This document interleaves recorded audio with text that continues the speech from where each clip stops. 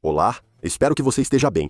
No workshop desta semana, vamos dar uma olhada em 10 ferramentas. 10 ferramentas que eu gostaria de ter tido quando estava começando agora. Essa pergunta veio do inscrito FD, que recentemente comentou: quais são as 10 principais ferramentas para começar e quais você gostaria de ter tido antes? Esta não é a lista definitiva das 10 ferramentas essenciais para a sua marcenaria. Essas são apenas 10 ferramentas. 10 categorias de ferramentas que eu gostaria de ter tido quando estava começando. E, para ser justo, acho que comprei a maioria delas logo depois que comecei. Iniciei como faz-tudo e, após alguns anos, migrei para pequenos móveis planejados, depois cozinhas, banheiros e similares. Então, eu adquiri essas ferramentas bem no começo, mas realmente gostaria de tê-las tido quando estava começando. E é importante dizer também que não se trata de marcas, mas sim de categorias de ferramentas. Apenas uma ferramenta que você vai reconhecer quando chegarmos nela está ligada a uma marca específica, por ser única. Mas vamos direto para aquela que eu mais queria ter de todas, que é esta aqui, a serra de mergulho. Sim, essa é a Festool TS55 que eu comprei em 2006, então, mais ou menos 6 anos depois que comecei a fazer trabalhos gerais de manutenção. E eu comprei essa porque era a única opção disponível na época. Eu queria mesmo que a gente tivesse acesso a esse tipo de serra de mergulho naquela época. Esta aqui é a Titan, minha serra de mergulho de entrada favorita. Já mostrei essa em vídeos antes, custou cerca de 90 libras quando comprei. Eu queria ter tido essa por um quarto do preço dessa aqui lá em 2006. Isso teria sido fantástico, mas as serras de mergulho já eram incríveis. Eu costumava cortar coisas aqui dentro com uma serra radial antiga enorme e a poeira espalhava por toda a parte. E só o fato de poder colocar um trilho e cortar uma linha perfeita era quase inacreditável. Já disse antes, a serra de imersão, mais do que qualquer outra coisa, foi uma ferramenta que me possibilitou competir com caras que tinham um investimento muito maior em ferramentas e máquinas. Então, o próximo ponto que está meio ligado a isso é a coleta de pó, a extração de pó. Novamente, a ideia de ter uma mangueira conectada à sua ferramenta elétrica quando eu estava começando era algo muito estranho. Esses tipos de coletores de pó eram os únicos disponíveis. Estamos falando de unidades móveis para uso em obra, não aspiradores de oficina. Comprei o da Festool porque se integra ao sistema. Os sustainers encaixam nele e o transporte é fácil. Mas, sinceramente, se eu pudesse ter tido esse aqui por cerca de 30 ou 40 libras naquela época, mesmo que esse aqui não esteja no mesmo nível de filtragem que o da Festool, e eu já disse isso antes, limpar a bagunça depois de si mesmo causa uma impressão muito melhor do que quase qualquer trabalho que eu já fiz para um cliente. Beleza, então agora, tupia de 1/4 de polegada. Eu queria ter colocado as mãos em algo assim antes. Quando comecei, como disse, fazia alguns trabalhos de cozinha. Precisei de uma tupia grande, de 0,5 polegada, e comprei esta aqui. Os espectadores britânicos vão reconhecer a marca Performance Power Pro. Obviamente, agora ela está dedicada a outro tipo de gabarito. Mas eu precisava trabalhar em bancadas de cozinha e usar uma tupia grande de 0,5 polegada como essa. Demorei um pouco para conseguir tudo para obter uma tupia menor e leve para acabamentos leves. Gostaria de ter tido acesso a essas tupias de palma de 1/4 de polegada quando comecei. Realmente, são muito práticas, quero dizer, baratas o suficiente para que você possa ter uma com uma fresa de arredondar ou uma fresa de nivelamento, dedicada a uma tarefa específica. Elas realmente têm um ótimo custo-benefício. E falando em ótimo custo-benefício, no outro extremo do espectro, temos o Domino da Festool. Sim, essa é a única ferramenta de marca que realmente é única em uma categoria própria. Eu tenho outros sistemas de junção que custaram muito mais do que este, e mesmo assim, este continua sendo o sistema de junção mais versátil que já encontrei. Na verdade, quanto mais eu uso os outros sistemas, mais isso só me lembra de como este é bom. Isso foi um grande salto de fé para mim. A única razão pela qual eu pude comprar isso quando foi lançado é que eu tinha um trabalho que meio que justificava a compra. Acho que o valor desse trabalho quase pagou o Domino. Ou seja, fiz de graça, mas, como já disse em outros vídeos, essa ferramenta é praticamente gratuita se você a usar por bastante tempo. E eu fiquei. Então, eu ficaria surpreso se não conseguisse recuperar o que paguei por isso. Elas são ferramentas incríveis. Consigo imaginar ficar sem vários tipos de ferramentas, mas, para ser bem sincero, não consigo imaginar ficar sem o Domino, enquanto eu ainda tiver a oficina. E o próximo item são os grampos. Sim, você nunca pode ter grampos demais. Queria ter mais desses no início.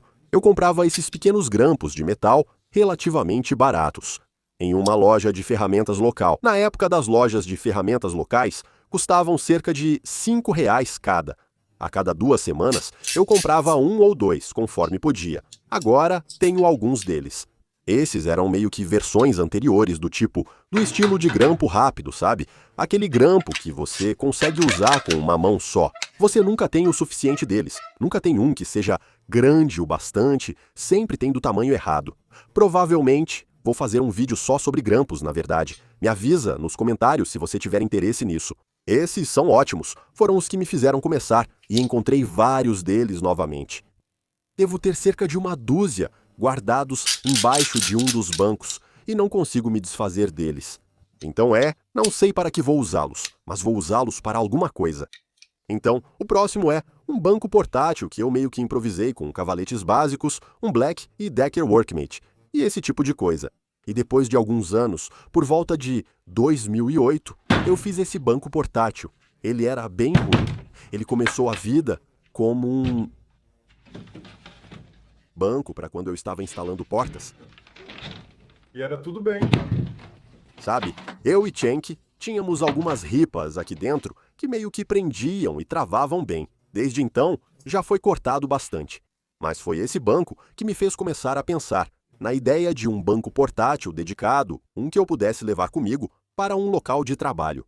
E foi basicamente isso que influenciou a construção do meu banco portátil muito tempo depois, mas, por melhor que fosse o meu banco portátil, eu gostaria de ter tido um desses quando estava começando.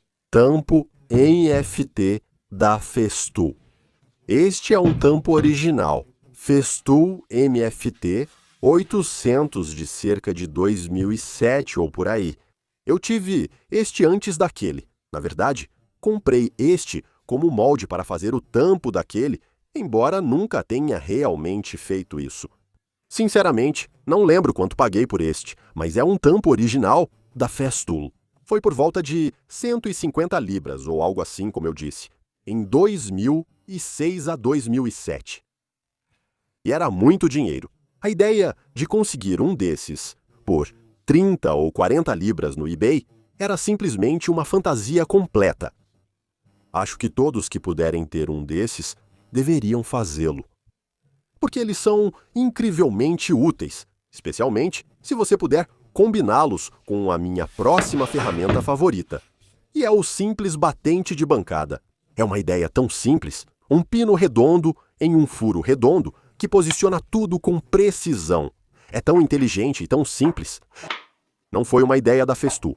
A Festool não pensou em batentes de bancada para MFT ou para o tampo no estilo MFT. Para eles, tudo era sobre fixação. Fosse usando grampos de trilho-guia como estes para passar pelos furos,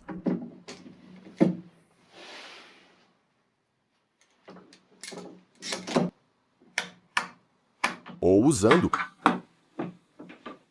o que antes chamavam de elementos de fixação, hoje são chamados de grampos de superfície. Agora, eu acho que era isso que eles queriam dizer, e é por isso que existe uma certa confusão sobre os tamanhos dos furos MFT.